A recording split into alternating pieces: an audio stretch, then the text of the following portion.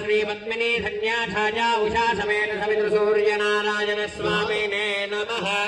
ఏవం వీధార్జనం సమర్పజామే। ఆ రెండు అక్షంతలు అట్లాగే చేతిలో పట్టుకోండి।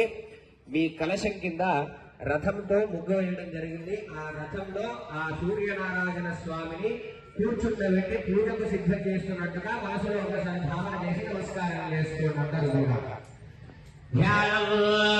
భేజస్సదా సవితృమండల మధ్యవర్తి నారాయణ సరసిలాసన్నివిష్టః తేజోరవాన్ మకరకుండలవాన్ వేదే హరే హిరణ్మయమపరధృత శంఖచక్రః హృదయగిరిముపేతం భాస్వరం పద్మహస్తం సకల భువననేత్రం నృత్యరత్నో మహేయో